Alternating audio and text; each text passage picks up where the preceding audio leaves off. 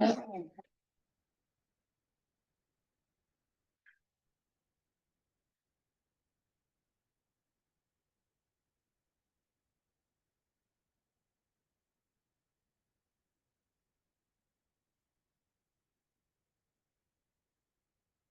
Nancy. Can you hear me?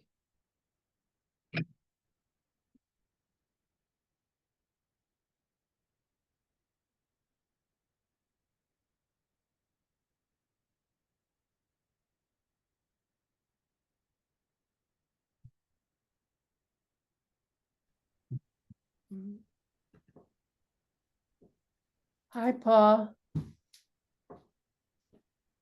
How are you? I'm good. How are you? Good. Look like you've been under the knife. I'm having dinner. So I have two monitors, and one of them has weird color. So am I coming through it with a weird color? No, you look like Just just like just like my Norman old self. Paul Spern. Right. No better, no worse. Now, How does the other guy look? Emily, you look terrific. Oh, Beautiful place you're in there. Beautiful colors. it's the electronic transmission, I think. Nancy, how are things going? Okay, not as fast as I'd like, but okay. Okay, good for you. Yeah.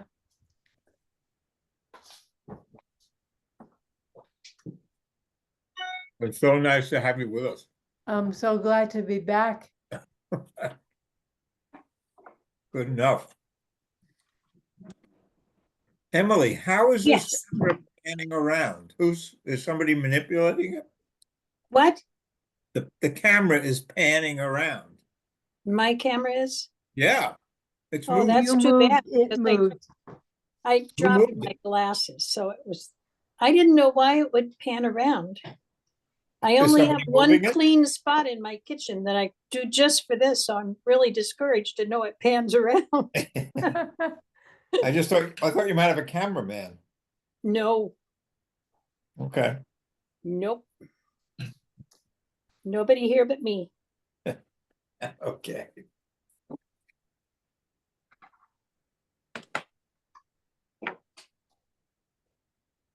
What are you eating, Paul? Dinner. Like what is it? It's tuna fish with capers. Oh, Ooh. okay. It It's looked good. more interesting than that. It's good. That's all it is.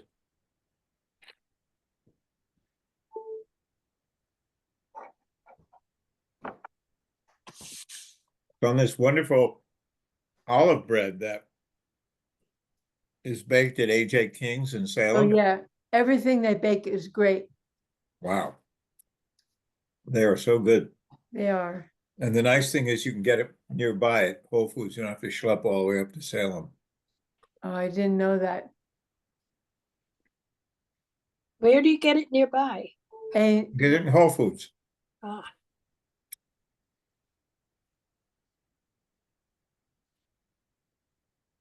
I know it's very rude to eat, but I've been working all day and I just didn't have time.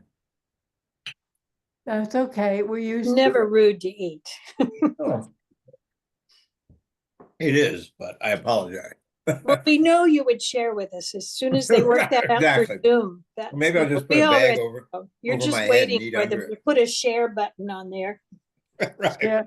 Share food, not share Yeah, screen. right.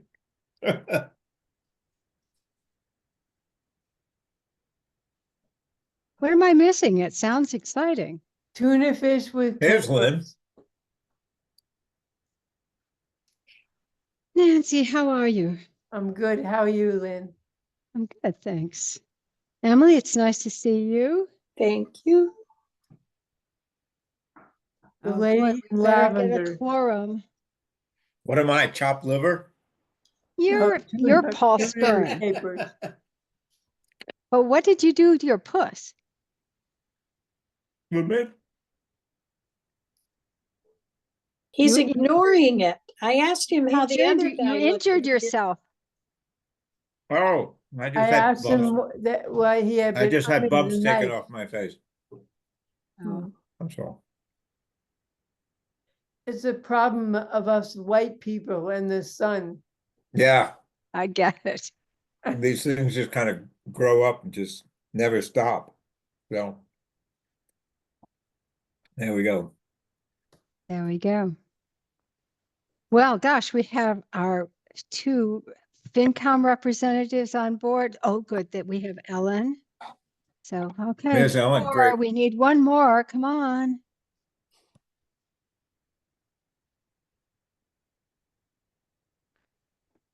No, I thought four is a forum, no? Well, I love to see Austin and Dave. Oh, yeah, absolutely. I'm not discounting that. No, I know. Ooh, maybe that's why Austin sent the minutes early.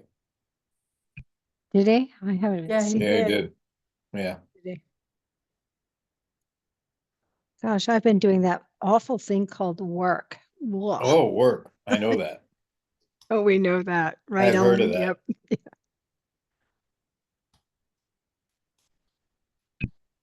All right, let me just see if I can sort of ring up Austin.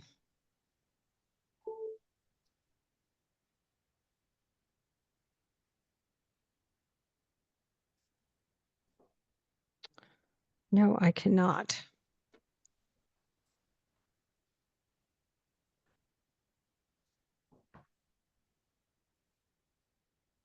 All you have to do is You yell tried to call him fire. or what?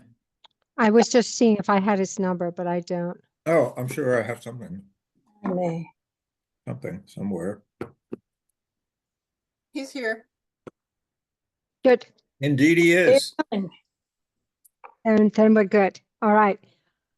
So I'm Lynn Spencer, Chairman of Nahant's Community Preservation Committee, and I am calling this meeting to order at 7:02 on Monday, February 3rd.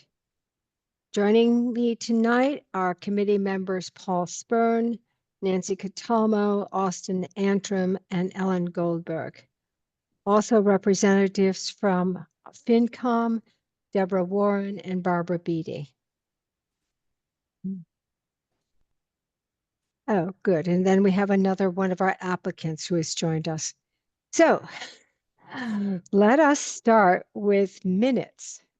Austin, I confess, I know that you sent minutes, but I have not looked at them. I wonder if anyone else has. I Yeah, I have, did. You have, Nancy? Oh, good. yeah, they look good. Can we just take a minute to review the minutes? Committee members, can you look at them on your screen?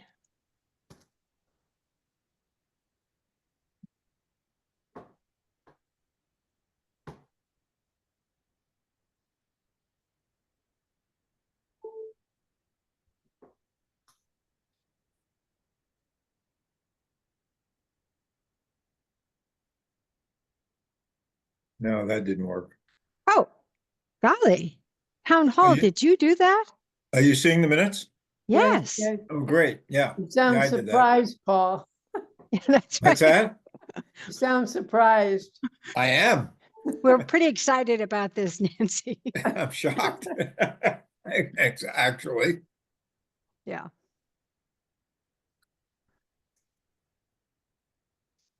Okay, do you just want to scroll down slowly, Paul? Yeah, I just want to make them bigger if I can. I don't know if I can. Oh yeah, there we go. Okay, so now you see, wait, I gotta get this thing out of the way. Move that up there. All right, now I'm gonna scroll down. Okay.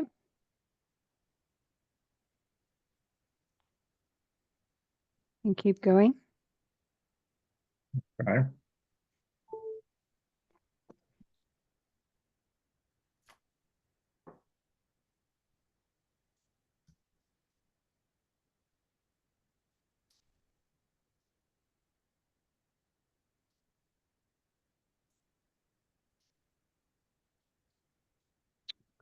All right.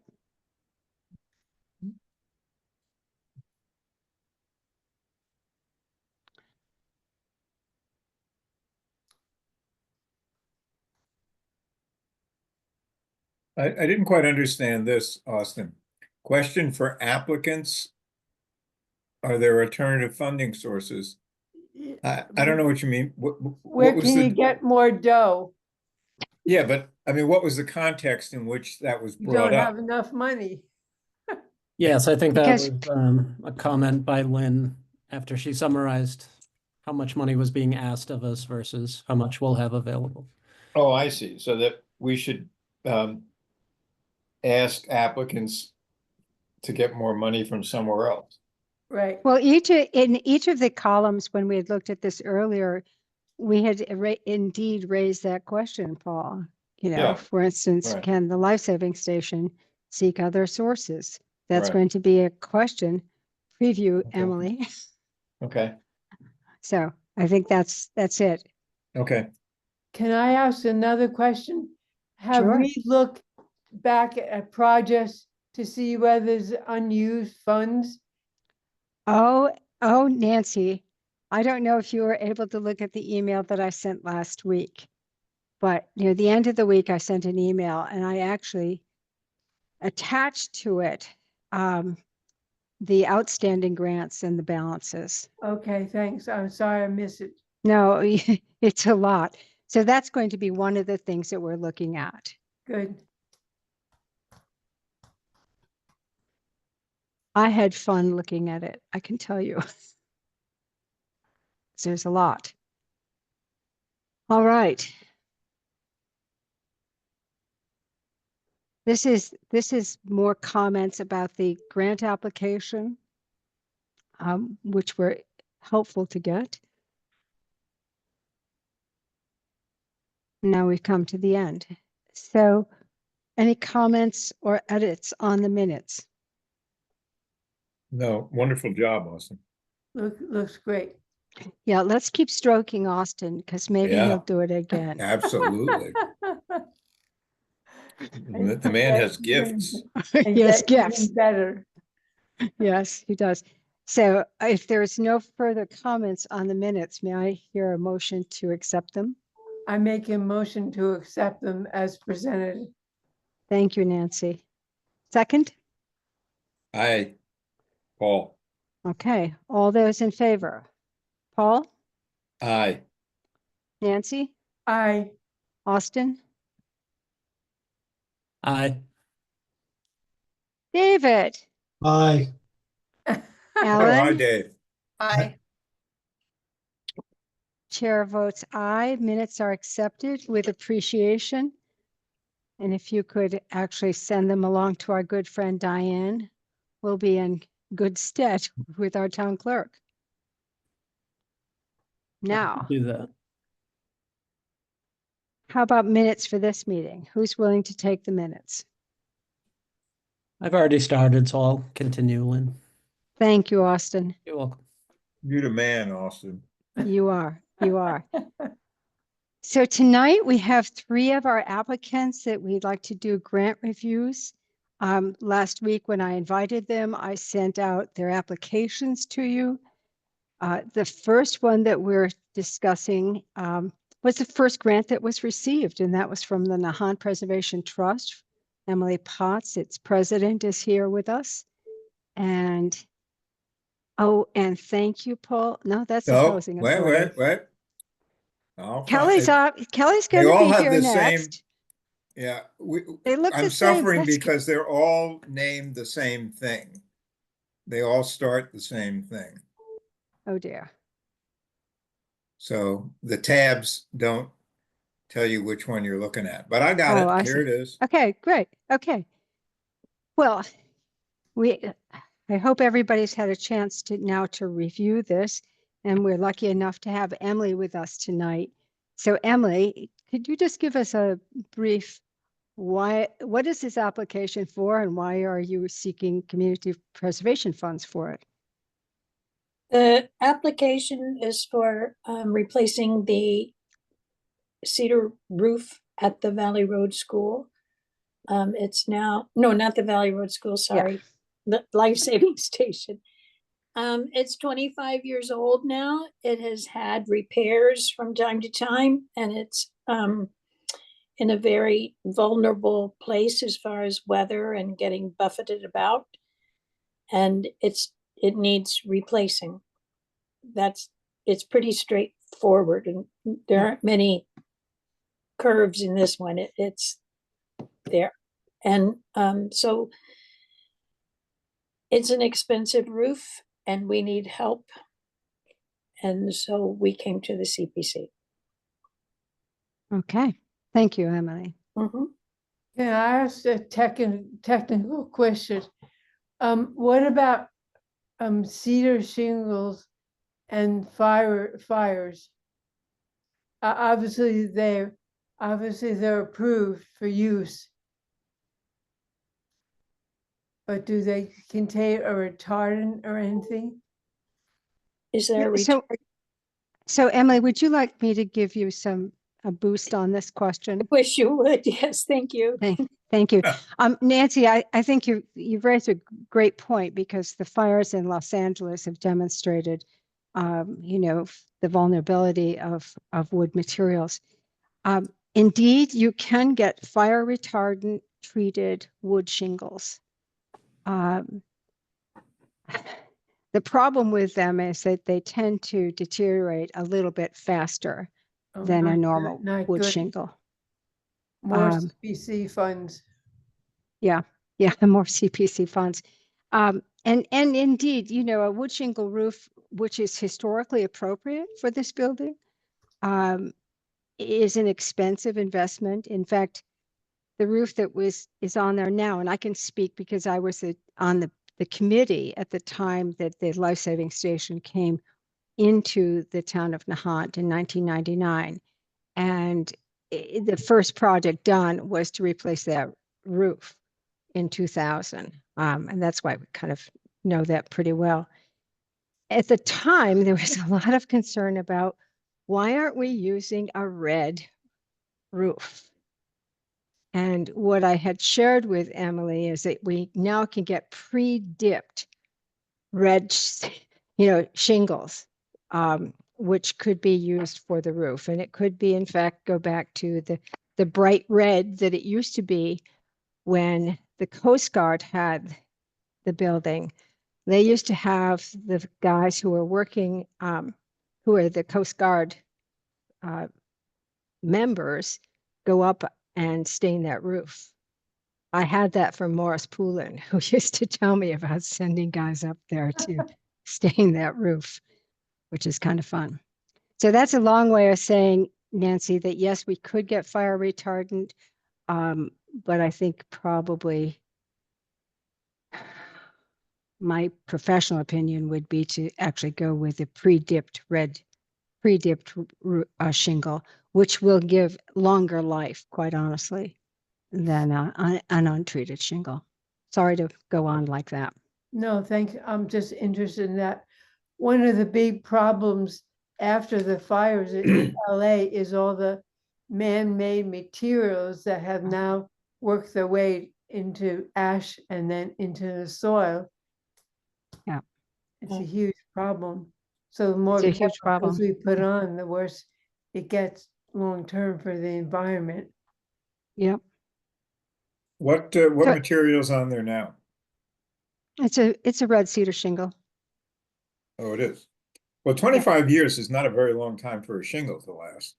I know when Well, we had our roof done, we got quotes for different materials, and they were, as I recall, 15, 25, and 40-year estimated lifespan. with an And asphalt shingle, right, exactly. So now my question is, excuse me, how does this historically correct material compare with cost and longevity to something else we could get? Would you want a professional opinion again? Yeah, sure. I get this question a lot. So on the scale of longevity, a slate will give you between 80 and 150 years. It will cost you, the equivalent of about $5,000 a square. A square is 100 square feet. Hmm. A wood shingle roof is going to be more like $1,200 to $1,500 a square, and it will give you, 25 to 30 years, depending on the exposure. And what we have with the life-saving station is, an extreme exposure. Sure. An asphalt shingle, depending on what kind of warranty they offer, which they offer as lifetime, but you can judge what that will be. Can be between, and by the way, with Kelly coming up, we're going to hear about asphalt shingles, and it's considerably less money. But in the lifetime of slate, it will be replaced 3 times. In the lifetime of a wood shingle roof, you can't really compare. So we have a building that is listed on the National Register, has a preservation restriction on it. And I think as much as possible, we have actually not only required the Nahant Preservation Trust, but or encouraged them, but we've required the trust to actually follow the Secretary of the Interior standards for that building, which would say, if you can find the means, replace it with the historically correct materials. If you cannot, an asphalt shingle would be acceptable, but it's not desirable. How's that? Good answer. Well, it's a question about what you can afford. That's what it Right. boils down to. It is. I was just wondering, do red cedar shingles come from Canada? Good point. No, don't Oh, worry, you Nancy. are They come from really Mexico. No firing problem. on all cylinders tonight, Nancy. Actually, the shingles that I would like to suggest that Emily consider using is actually an Alaskan yellow cedar. And that's the shingle that I've used on a project down in Plymouth that can come pre-dipped. And that comes from Alaska and sometimes from Canada. I mean, And it's Lynn, no would different.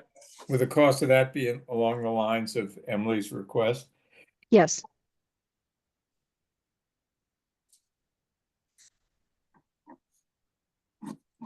I mean, one thing that I can say, Paul, is that the trust has sort of made a commitment that they will maintain the history of these 2 buildings as much as possible. And I think we've been really true to that. Mm-hmm. The other things that we have replaced, we've worked to get original materials, and I understand what you're saying, but I don't know that it's off from the original picture of the building. That I could say.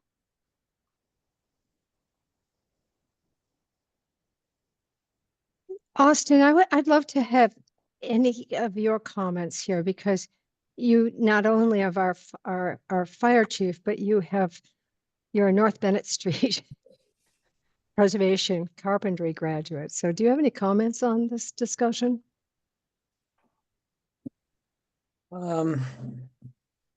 I'm thinking about it. I I would love to see, the building retain its historical character. But $180,000 every 25 years is a lot of money Yeah. to maintain that roof. I was just doing some math, that comes out to about a little over $7,000 a year. Yeah. So I don't know. I'm not opposed to funding a historically appropriate roof, but I think I would like to see some plan for some sort of fund or something created to save for its replacement in the future if it's going to continue to be at a very high cost every 25 years. I think that's a good point.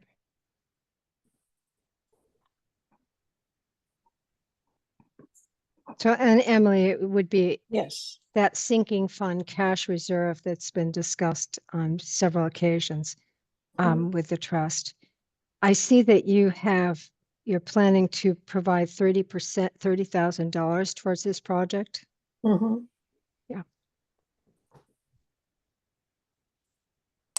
Have you considered other grant possibilities to assist with this? I have thought of other ones and I have not um, put in another one yet. I could.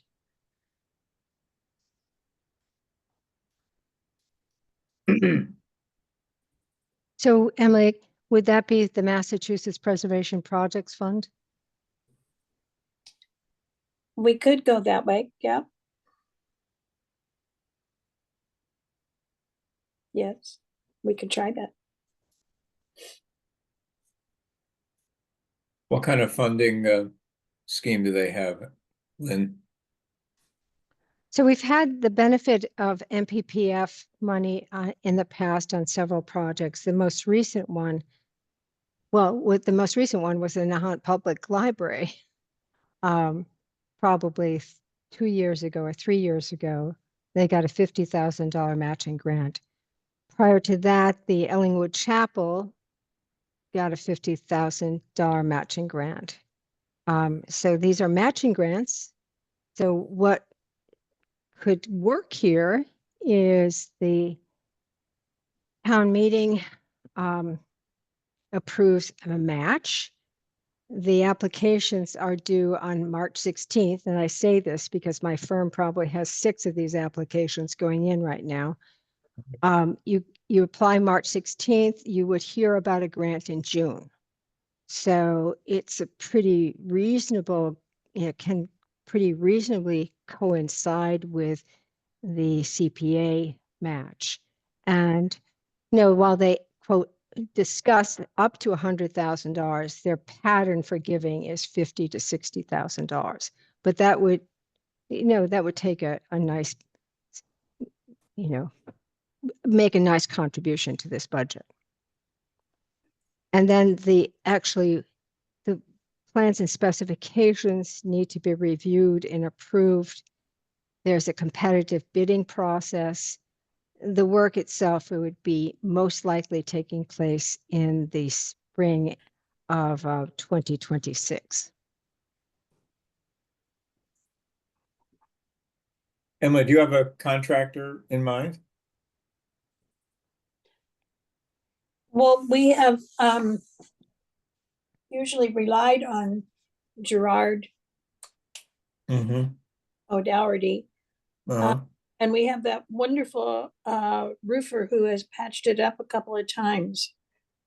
His name is Pat Duncan. Pat Duncan. Yeah. Is that Duncan? Is that what you said? Yes. Okay. I've never heard those two phrases together, wonderful and roofer. Well, he's very. Is he Irish, Lynn? He's very charming. I just say that. Yeah, He's charming quite wonderful. roofer. Okay. He's from delightful. Galway. He's a Galway man. Okay. Yeah, he's worked at the village church as well. So Okay. Is there any possibility, I know we have to be fair in what we charge people to use these facilities, but is there any way we could put like a preservation addition to in the future? Like a surcharge, you mean? Yeah, Yeah.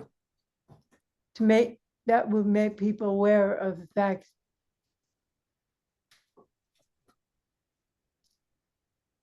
that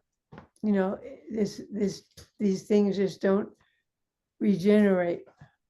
Right. Right. interesting idea.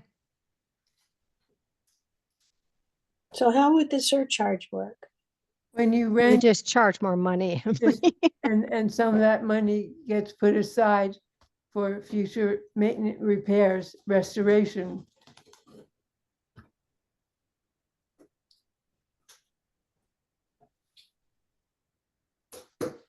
You would just increase the rental, Oh, Emily, I see.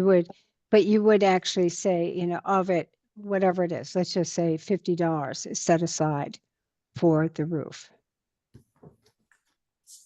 or major repairs. It's Yeah. an interesting idea. Yeah, it is. So we would take like a percentage or some amount out of each event that we charge. And that would go into a special fund. Hmm.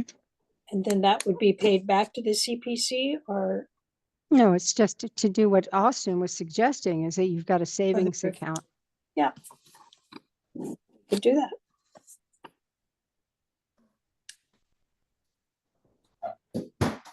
Folks, other comments or questions for Emily? I'm aware that we have others who are lined up to be part of the discussion, but I certainly want to give everyone a chance to share their thoughts or concerns with Emily.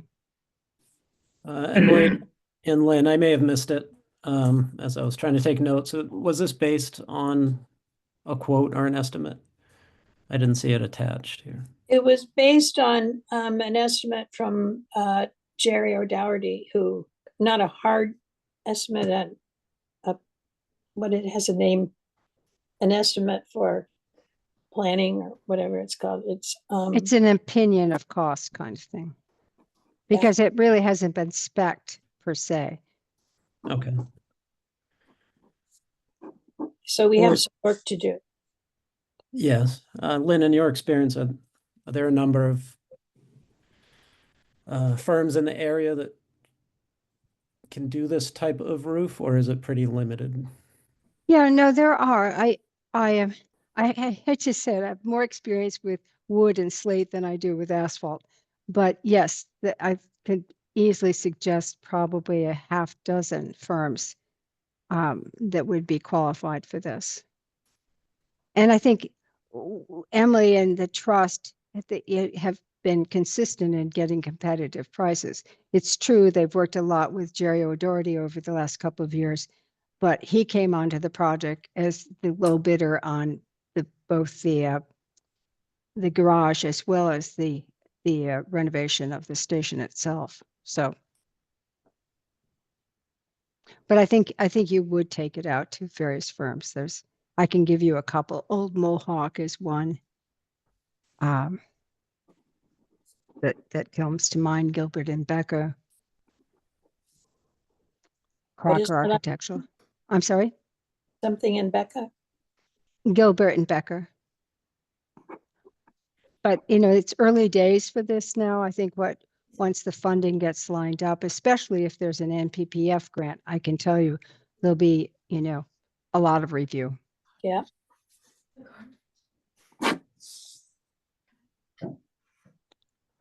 Okay. Okay. So I need to Uh, look at the NPPF and to get bids and to go to the board about a surcharge thing. Well, those are two interesting ideas. Yeah. Okay. I'll do it. Anyone else before Emily goes off? Thank you, Emily. Thanks, Thank you. Emily. Thank you all. Okay. Next up, Kelly Collins from the Nahant Housing Authority. Hi, Kelly. Hi, everyone. Paul, you were so quick on that earlier. Can you get Kelly's I grant might be application able on to the do screen? that. I'll just have to guess which one. It's 3, you know. There we go. Yep, there it is. So Kelly, do you want to give us a brief overview of your application and why you're here today? Yes, we are interested in replacing the roofs on 4 of our properties. So we have 4 duplexes along Spring Road, and we would like to replace all 4 of those roofs. So that houses 8 families. One of them was actively leaking. We did have it patched, repaired. So it is withstanding water now and we're all good. But we did have to do some major repairs, which also led to internal repairs. So all of the roofs are the same age. So we can foresee some leaking and damage occurring to the other duplexes. So we would like to do all 4 of them at the same time. Thank you, Kelly. Committee members, questions, comments? What do you look for, Kelly, in terms of longevity from the contractors? Well, I would say, you know, oh, sorry, my lights are on a timer. If I don't. I would say most roofing companies will probably give like as far as a warranty, Yeah. would probably be as far as the shingle themselves, like a 20-year warranty. I know the Nahant, they use GAF shingles, so they had their warranty right on their quote. So I can pull that up as to what their warranty is. But as far as shingles, it should be 20 to 30 years. Yeah, right. That's what I was thinking, right. And do you have to do downspouts and gutters on these roofs too? No, this is just the roof. Okay. Are there repairs to be done on the underside of these roofs that add more to it, or is that part of fixing the roof? No. So from what we know of, we've already had the one that was actually leaking. We've already had any interior damage repaired.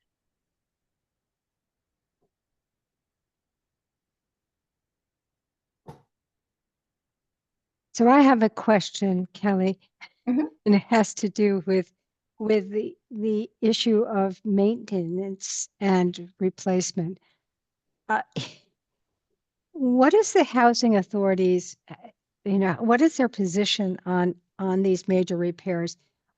Our our committee has seen, frequent applications for windows, roofs, recently a major project on the Greystone Road property.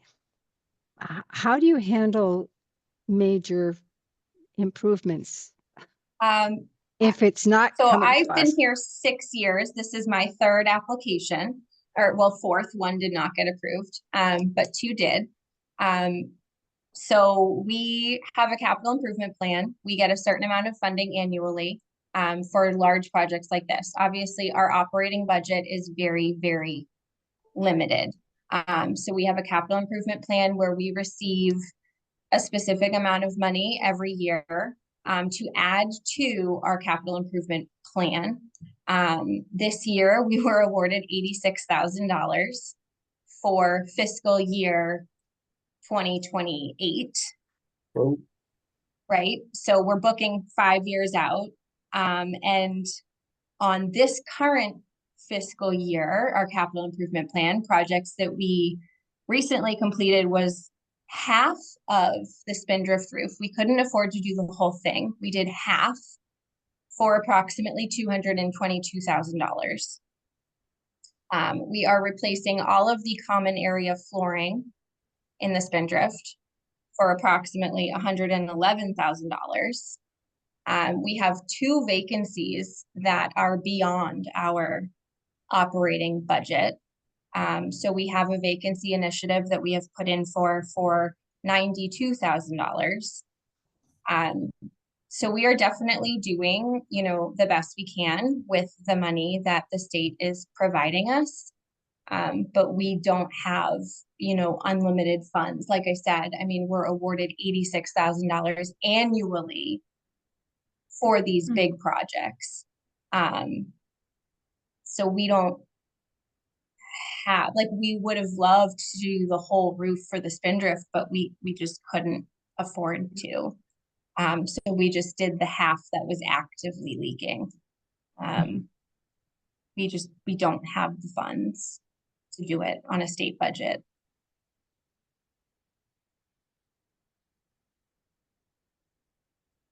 And the rents that you get from the properties go to, The operating budget, maintaining the day-to-day.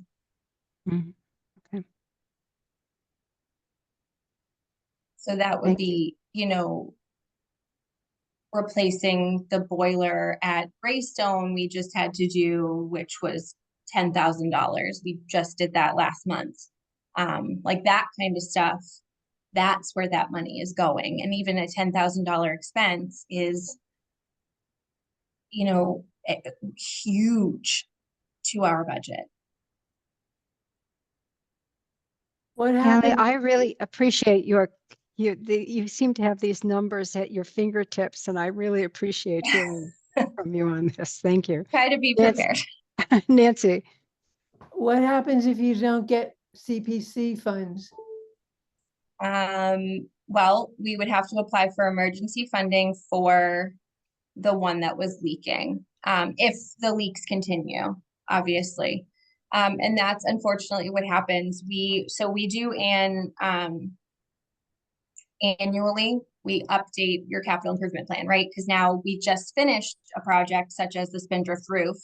So now that, we're moving on from that and now budgeting that $86,000 that we were just awarded for the upcoming years. So it would be added in there. But the problem with these kind of things is you can put something in for fiscal year 2027 or 28, but by the time that time comes around, another emergency has come up. So that's what happened with the spindrift roof. We had other projects. We had wanted to do some of the kitchens in our family units are beyond their useful life. So we had them on our capital improvement plan, but they get pushed out because emergencies pop up, such as the spindrift roof. Obviously, that takes precedent. And with it being such a large project, we're almost borrowing from our capital funds before we even get them, if that makes sense. So things like this, until it becomes like detrimental, we can't really plan for it because something else always comes up. thank you, Kelly. Other comments, folks? Kelly, I noticed on the project budget that was attached to the application, under both contractors, there's a $8,000 architect. We are Chart. required by EOHLC, the Executive Office of Housing and Livable Communities, to have an architect on any project over $10,000. So I did check with them to make sure, like, because if it's a capital improvement project, again, so anything over 10,000, we have to use an architect. We have to have an architect. So I did check with them to see, like, if it's a CPC project, do we not need an architect? But we do. It is required no matter what. And so the $8,000 would be what the architect would charge Yes. just for replacing a shingle roof? Yeah. So from what I spoke to at EOHLC, they said they have seen that, anywhere from $7,000 to $10,000. And he was like, I bet we can get you somewhere between 7,000 and 8,000. So I put 8,000 on there just to be safe. Okay, thank you.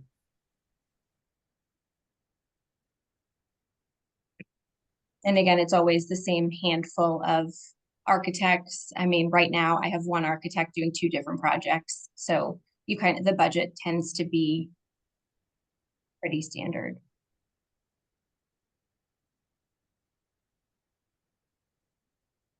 Other questions or comments?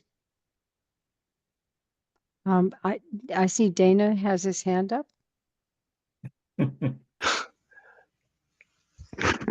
Yes, can you hear me? Yes. Yes. Yes.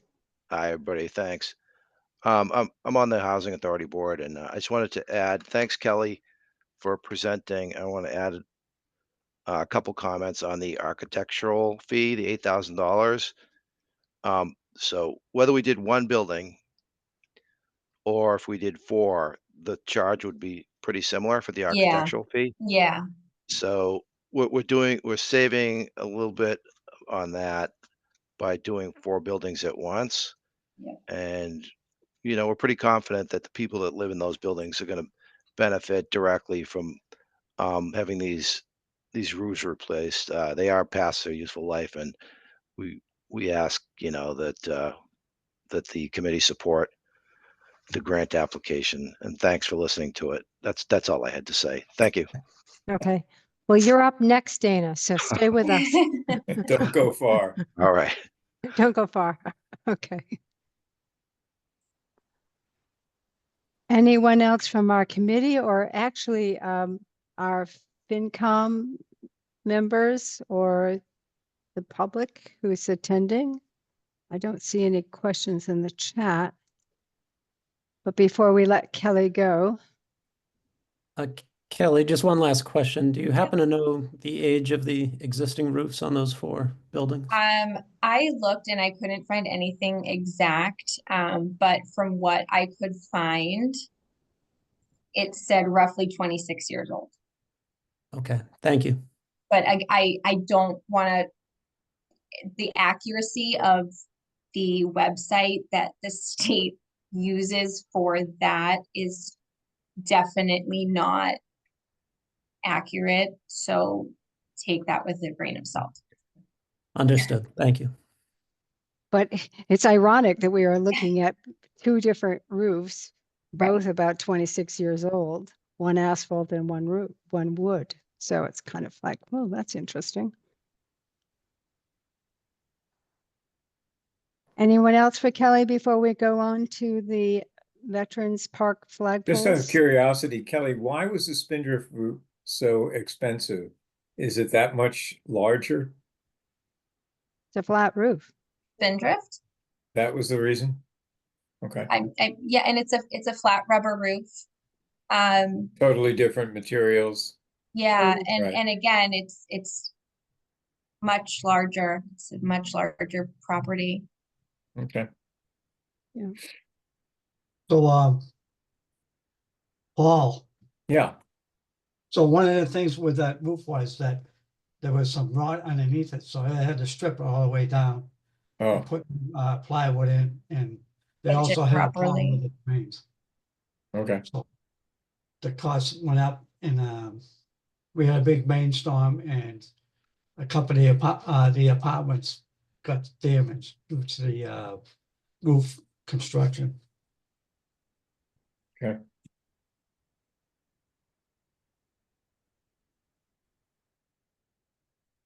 well, thank you. If there's no other questions or comments, let's move on to Veterans Park because we're kind of sticking to our schedule.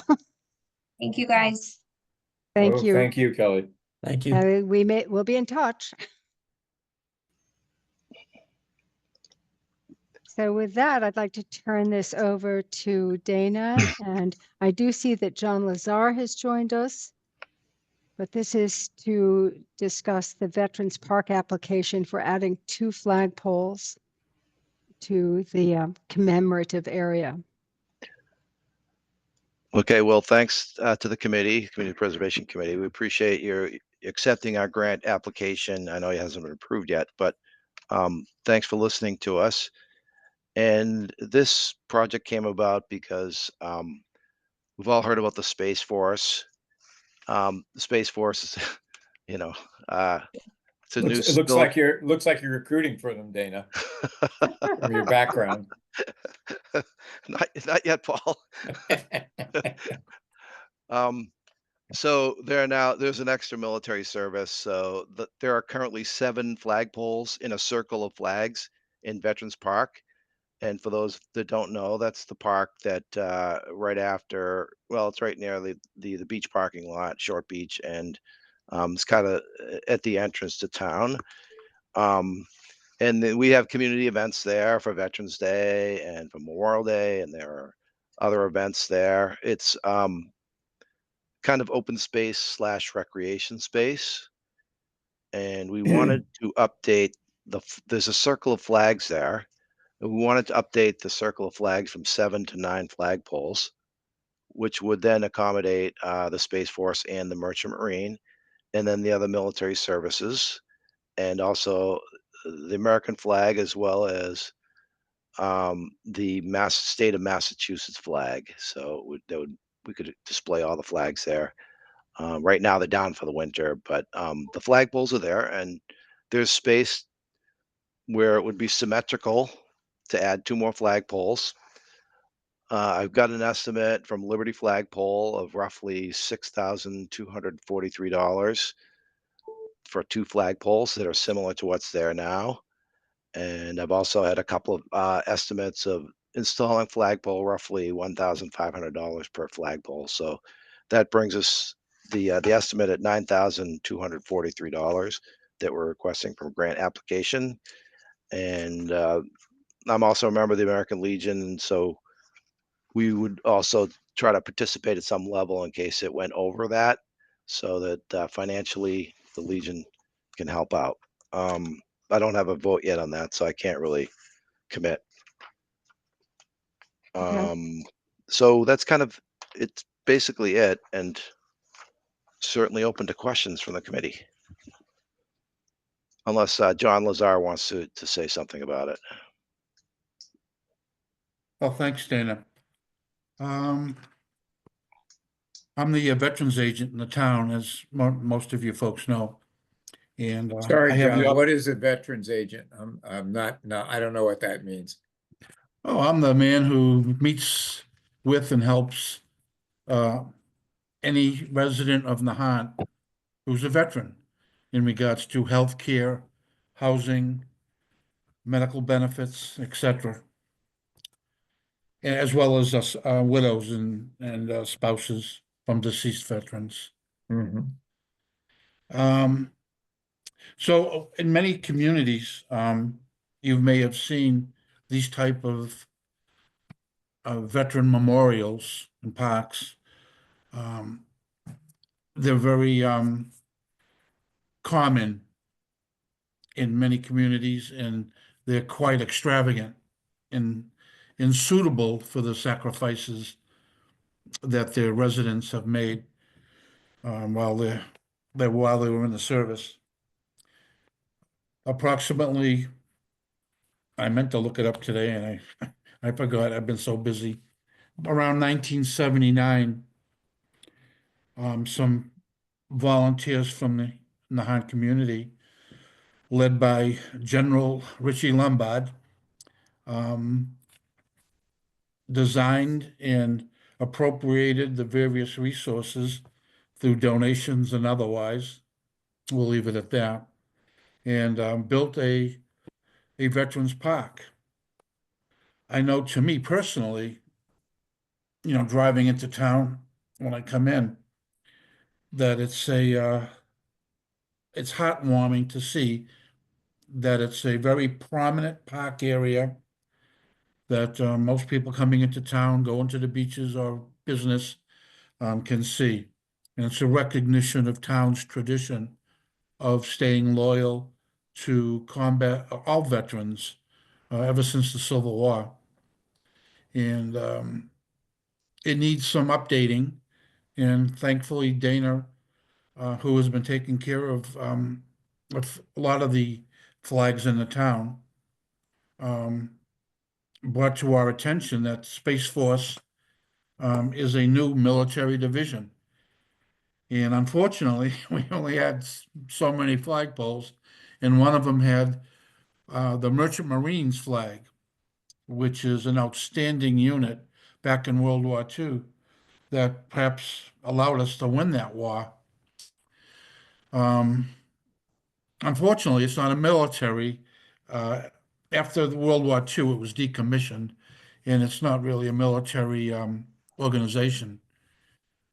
So we had to make that hard choice, and in discussion with the town administrator, we asked maybe to come up with some solutions.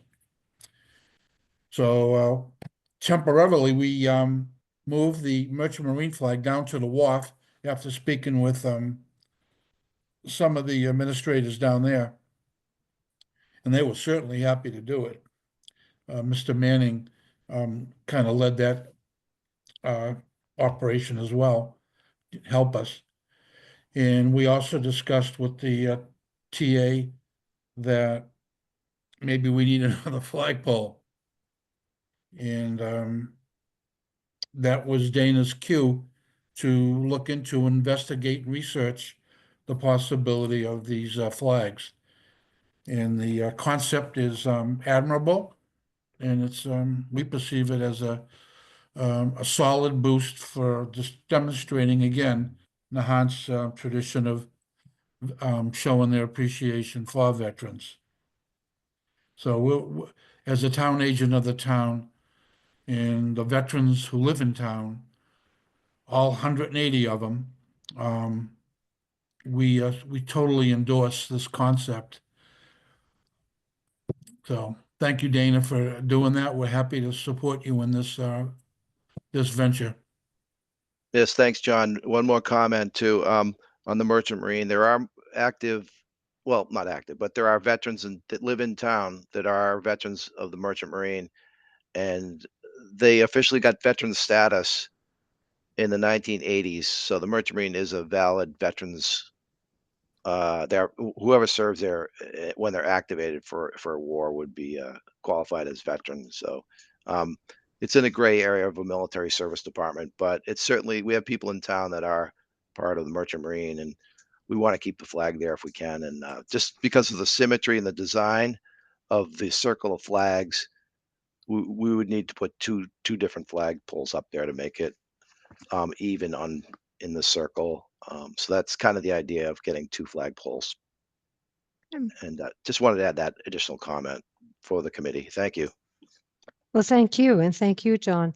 You know, when we actually had the eligibility round, we actually just double checked to make sure that these would be eligible, and they certainly are eligible according to the CPA guidelines. Paul, I see that you've got the chart on the screen, but not their application. I'll get that right up there, Lynn. Okay, but in any event, this is this would Maybe I be under will. the category of open space and recreation.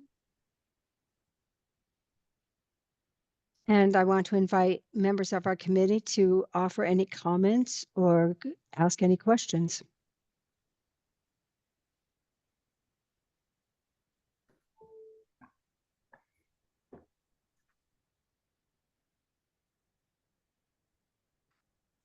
This seems pretty straightforward, Dana and John. So thank you for your work on this. I think it's a good project. Okay.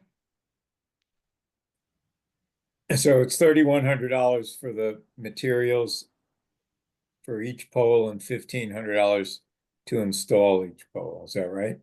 That Mhm. roughly, yes, that's Yeah. right. Yeah. What are they made out of, Dana? You know? They come in different materials. These will be fiberglass, Uh-huh. and the cable will be. We haven't decided yet whether the cable will be outside or inside the pole.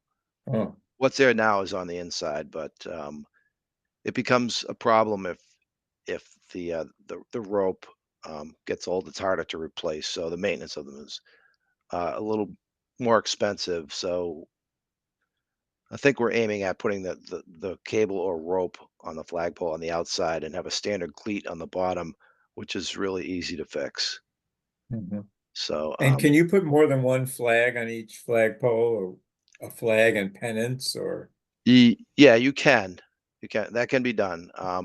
We do that with the POW MIA flag under the American flag from time to time, Mhm. just to mix it up. But each service, for example, the Space Force is technically part of the Department of the Air Force, but and it's the same story for the Marine Corps. Marine Corps is technically part of the Department of the Navy, but we don't get into that hierarchy business. We just have flagpoles for each of those military services, and so that's that. Do you have an estimate of the longevity of these new poles as opposed to the old poles? No, I don't. Thanks for that question. Good question. No, we don't. What we've had in place there are roughly 20 years old, and I mean they're holding up pretty well.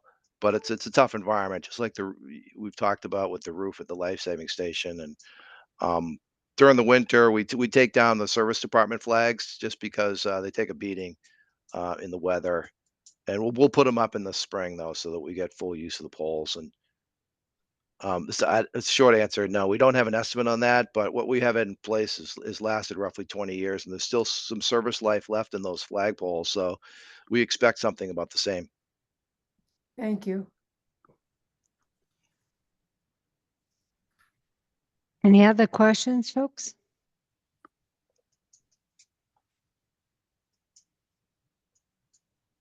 I'm just checking to see if I've got anything in a chat.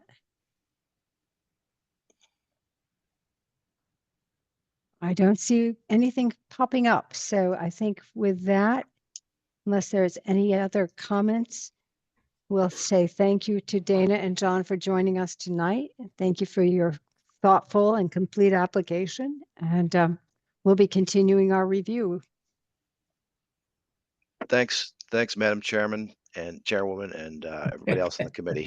Sorry about that. Okay, I love being Madam Chairman. Right. Thank you, Dana. Now, Appreciate that. do you have Oh, do you have a jetpack on your back, Dana? I just want to know if you're going to go shooting off into the wild blue yonder at the end of this.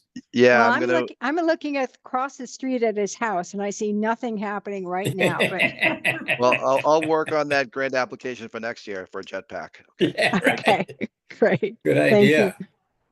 Thanks everybody. very Thank much. you. Thanks, Okay. folks. So committee, I'd like to actually just have a brief kind of review of the spreadsheet that I had sent out earlier this week or last week. I can't even remember when I did that. Yeah. So I think this is the one, Lynn, is it? February 3rd? Is this the one you want to show? Let me see. I sent it out on the 31st. Well, it's got a at- date on top. You see it? February 3rd? Yeah, but that's not necessarily the one that I sent out. Said Oh, February really? 3rd. I think it was. I think Yep. it was. Let me just sort of see the numbers. If you can roll down, please. Yeah, sure. There's got to be some telltale box here for you. No, actually, if you could roll back up a little bit. Yes. Yes, this would be the one. Thank you, Good. Paul. Okay. I guessed right. Yep. Oh, before So- we go on, Lynn, I don't mean to slow things down, but I saw an item in the item that said that the Johnson School got an anonymous donation of $80,000 to build a greenhouse. Oh, wow. How much fun is that? Yeah, I presume they're accurate. Yeah, that's right. That is so encouraging. I think we That's all nice loved to that hear, huh? the application. It just didn't meet our guidelines, but Yep, nice to hear. Okay, sorry for the interruption. okay, that's all right. So folks, after our meeting last week, and we were sort of pondering the amount of the grant requests that we were looking at. Paula raised a question about our bonding situation. And, I had been carrying balances of payments towards 3 of the bonds that we have. I then said, let me engage in a conversation with Allison Nieto about this, because is there a way that we could actually make this work more effectively? And so what you're seeing with the email that I sent and the spreadsheet that is now in front of you puts forth this concept. We look at paying down the balance of one of our older bonds, one that goes back to fiscal year 19, which in fact was for the library. It has a balance of $175,436. So if we could pay that off, and then if we actually just looked at paying interest only on the other two bonds, it greatly helped our financial situation. So I want to sort of have you ponder what it means to do this, because at the same time, if you go back up a little bit, it is on the screen. At the same time, I show here what it means if we were to borrow for the library on the $350,000 for the work that they are applying for. So just so you're aware, that's kind of, I'm not recommending that we do this, but I'm showing you what it means if we were to consider it. And as I said, it greatly helped our financial situation to consider this. So I certainly want to hear any questions or thoughts you have about this as you've considered the email and then what I've just offered to you. Okay, so this looks very directly at how to improve our financial options for the upcoming project year. It does. Have I got It that doesn't. right? Yes, it improves it. It doesn't solve it. Right, but we it have improves it. Okay. we have And more just requests than we have money for, okay, fine. So but not far. all right. So I think what it does, and correct me if I'm wrong, instead of, I'll try to get all the library stuff on one page. Yeah. So instead of the request for $350,000, that turns into a bonded project with $54,950 being paid when? Is it being paid for 2026, or does it go 1 year later than that, Lynn? Depends on how quickly they move. But in this scenario, I'm showing the first payment in out of fiscal year 26 monies. 2026. Okay. So instead of 350, that project gets funded with roughly $55,000. Mm-hmm. Then there are 4 bonds that need to be adjusted one way or another. Right. Okay, the big nut is paying off the 2009 or fiscal year 19 library bond, and that would cost us 175. And with the others, am I right that we are paying only interest on all 3? One We're is, paying interest ahead. on the fiscal year 19 just to get, Right, take care of that's that. that one. And Yeah, then we pay it on the fiscal year 22. that's this one. And then we pay it, but both a principal pay down plus some interest on fiscal year 23. Okay, right. And these are not all library bonds.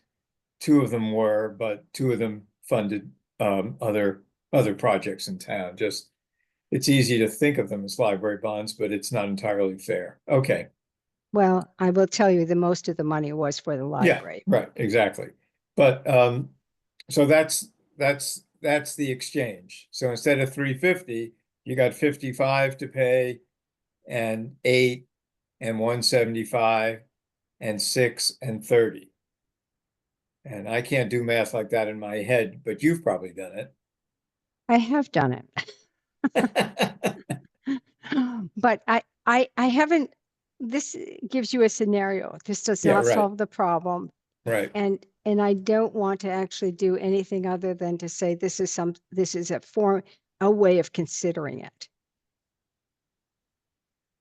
I think the other thing that I said in the same email is that we have a number of older grants that have not actually either have concluded, and that, there's small amounts of money that could be clawed back from them, which is a practice of what we've done in the past. Mhm. And then there's some that, really haven't been active and then we could push into being active. And I think our town manager, is, in an email that he sent to me earlier today in response, because I copy he and Alice on all of this, had said, well, there are things that I'm trying to do. So don't claw back, projects that are in my portfolio to actually take care of.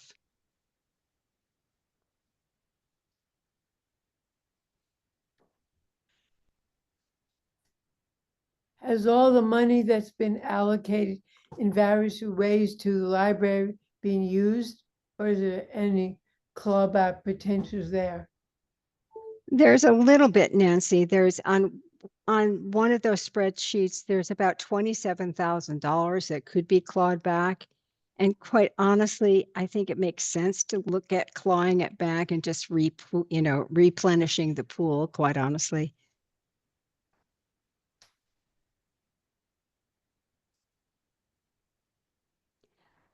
Many of the other grant programs that I work with across the state have time limits associated with their grants. And I think it's something I suggested in that same email.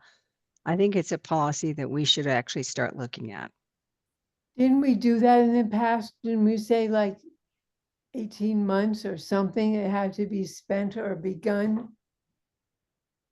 I forget the number, but we did approve of the concept. Maybe then we need to actually start managing the concept. Right. Well, we can always change our minds too. So if we can't remember what we did, then we may as well. I thought Approach at it one afresh. point it was part of the application, Ellen. It's not part of the application. We never finalized it. We have discussed it a couple of times, but we Mhm. never agreed to a final ruling. And then if once you get a final ruling, then we have to make sure we Right. communicate it appropriately to everybody. So Right. that is the part that wasn't done. We did all agree that it was a good idea, but we did not make it a thing yet. So I support the idea. I mean, 3 years to me seems very reasonable. But whatever people want to do would probably be fine with me. I did have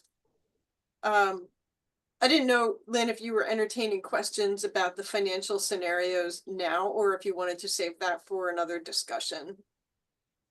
Let me hear some of your comments. I don't want us to sort of take action on it, but I think they could be helpful in Thinking, right? So, discussion. okay, if I might just take a minute, then I just had some kind of questions, observations. So I don't see, so is that, so in column G, that's the total. So I'm looking at 11G, or not 11G, but like 12G.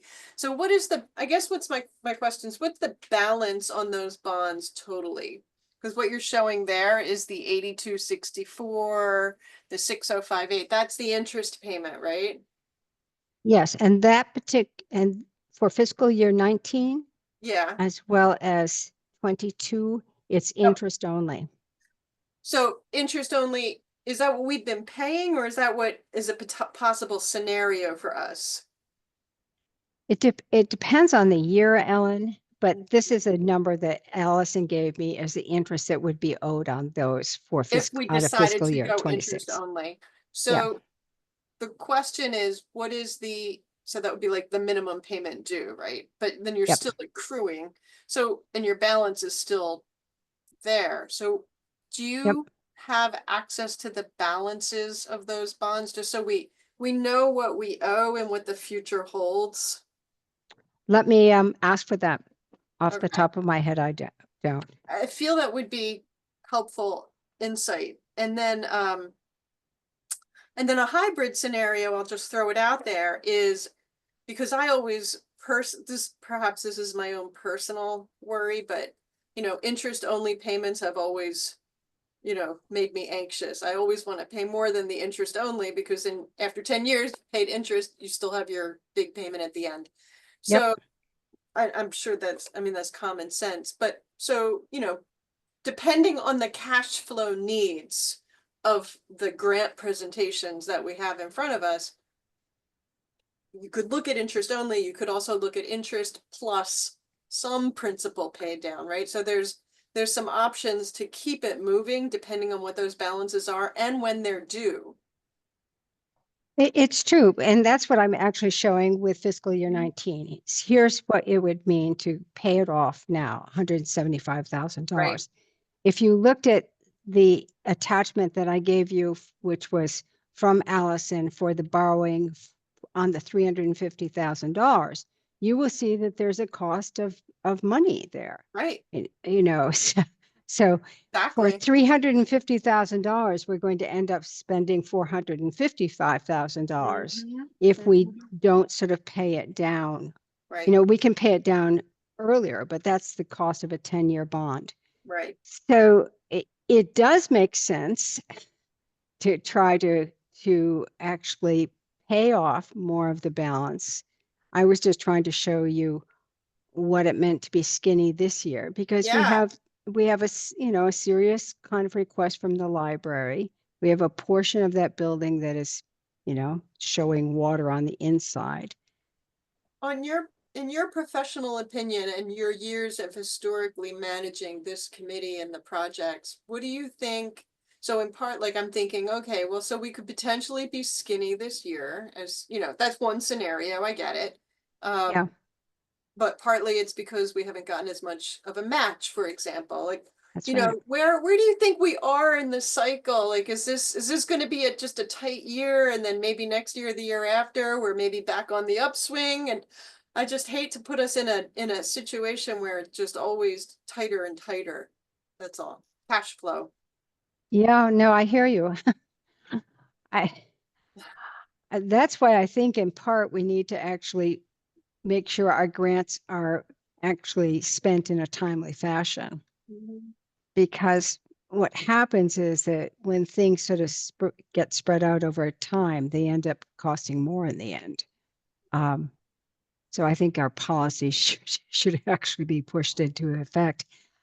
It's very hard for me to say exactly, because I don't know what the capital needs are coming from other town-owned properties. We have been very supportive of town-owned buildings. We've been supportive of open space and recreation to a very significant degree. Yeah. We have had less activity on the community housing side of things, partly because, well, They didn't things have are held up applications. right now. Yeah. So, but I would say that if we are able to claw back some money and actually push it towards, paying down some of our debts, it would make a lot of sense. But at the same time, I would really like to have some kind of cushion in the general reserve. If Yep. you go back to the spreadsheet, Paul, if you could for a minute. Let's see, that's this one. Yep. And then if you sort of scroll down towards the bottom portion of it. Yeah, a little bit further. So you see here that we're expecting $432,000 in change from this year's surcharge plus a 40% state match. We have $134,000 in reserve. I'd love to at least have $50,000 in reserve. Yeah. Like, just a thought. But at the I same feel- time, I appreciate Ellen's point about, let's pay down these balances so we don't get sort of stuck in the end. I will say, I've encouraged the library on multiple occasions to come in with what is their real request? How much do they really need? And I think that the library trustees have worked with now 2 architects to try to get a good handle on that. I think they are actually looking at other sources for some of the capital needs that are still outstanding in that building. I think they have, I have pretty good confidence that the trustees have organized things in such a way that they understand what the next 3 to 5 years will be for that building. And they also know that they cannot come back to us year after year. We have a limited we're limited in our resources. I can't say that unequivocally, but I certainly have advised them to think about it. And what is our limit on bonding? Do we have one? The town's limit, I don't know, honestly, without going to Allison. The town has a limit on bonding. Okay. What I also worry about is like thinking about FinCom's response to another bond without paying down or paying something off. Well, we are looking at paying one of them off. I know. I'm back. I'm just waffling. That's all right. I'm Now, waffling out loud. That's all. I didn't want to have 4 bonds. I got to tell you, when I Exactly. left the meeting last Monday, I thought, we can't do this. Yeah. But then yeah, when I said, oh, what does it mean to pay off one of the older ones? yeah, right. And, Exactly. hold off on the interest a little bit. And it was actually Allison who said, you could just pay interest. Yeah. It's not, but we'd be paying off fiscal year 19 gone. So we'd go back to having 3 bonds. Right.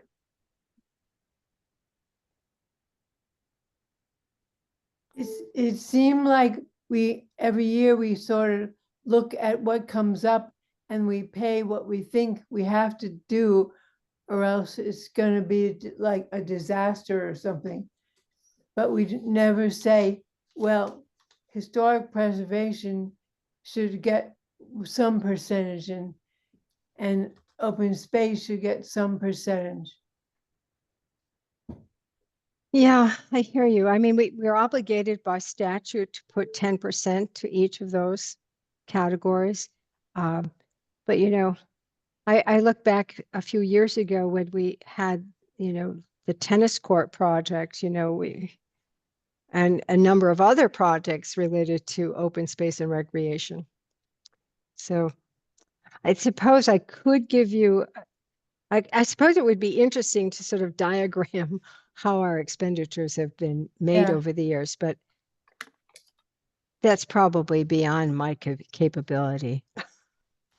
What's interesting in the library application is they mention that they're also recreation, which was Yeah. surprising to me.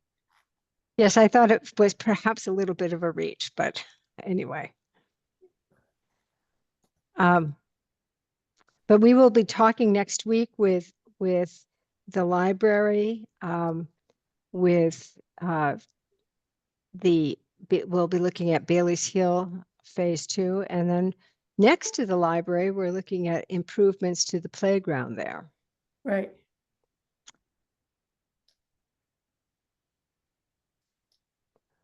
I would like to have you, and I don't expect us to do it tonight, but I would like to encourage you to look at the spreadsheet that I had included in that email to you all, which looked at, it was a list of the outstanding balances. And I had indicated in a light pink tone the projects that I thought were potentially clawbacks. Oh, thank you, Paul. Now, I expect that our town manager will have comments about some of these, but for instance, the one that shows up on the screen right away, part of that goes back to fiscal year 11. Is that the public ways? That's a public waste study. And if you just actually gently scroll down through that, Paul, you can just get a sense. Then we get a little bit of a there's some big ones. cluster. We get a little bit of a cluster here. Oh, that's right. We never did spend money on making the town hall really handicap access, did we?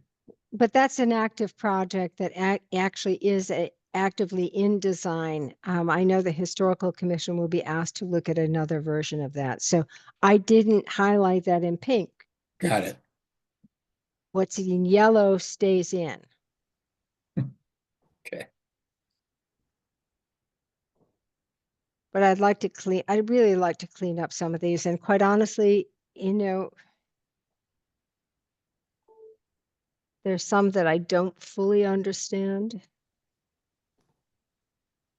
But this is the material that Allison has provided to us. And it's subtotaled about $150,000, just the things in pink. Right. But Where does this money live? Well, it's been, Nancy, that's a good question. So these are all grants and awards.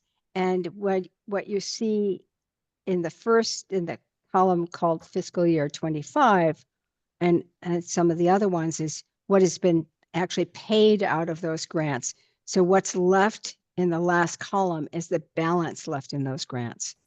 And it's in the world of accounting, Nancy. So our money has been obligated. We don't have access to it anymore because it's already been obligated to these grants.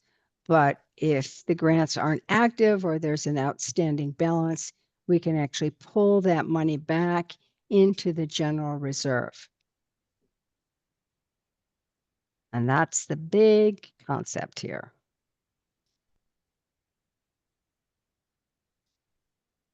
So this meeting has gone on. I would ask you to just take a look at these spreadsheets with this evening's conversation in mind. We'll meet next Monday, the 10th, with our last 3 grant applicants. And then we'll be doing the hard work of actually, pondering, how does this money actually get recommended to both the FinCom and to the town meeting for grants.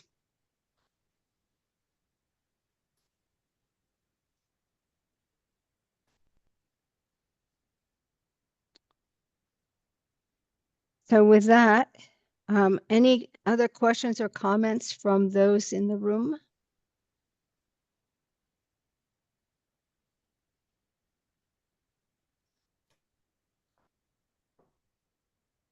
Anyone from the audience? Barbara, Deborah, Alan Antrim?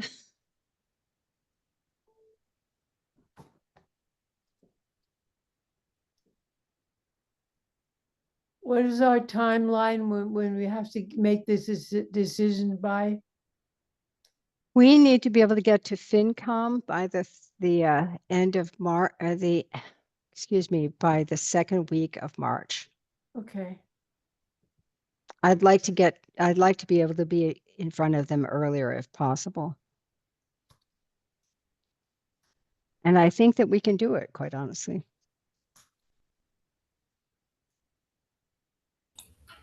I have nothing to add. Thank you very much. It's Deborah. Thank you, Deborah. Thanks, Deb. Okay. Yeah. Well, all right, folks. And I as well. And Lynn, very much appreciate the work you've done with and Allison also on coming up with possible ways to go forward for the library situation. So thank you very much. That was a lot of hard work. Much appreciated. Well, it's really Allison. I have to say, she's such a joy to work with. But yeah, I also want to sort of give credit to this committee for last Monday saying, come on, we got to think about this, which began that discussion with Allison over the week. Excellent. So, thank you. Yeah. Yeah, well, you've really opened up opportunities and different ways of thinking about this, Lynn. So thank you for doing it. You're welcome. It made me actually able to sleep, Paul. So it was Yeah, right. self-interest. Okay, right. All So right, cure folks. for insomnia. I got it. Yeah, real cure. So with that, I'd like to ask for a motion for adjournment because we'll have more fun next week. So moved. Do I have a second for that? Second, Nancy. All right, all those in favor, Nancy, Aye. Austin, Aye. Dave, Aye. Paul, Aye. Ellen. Aye. Chair votes aye. We are adjourned. Thank you all. Thank Night all. you, Lynn. Have a good evening. Good night. Night.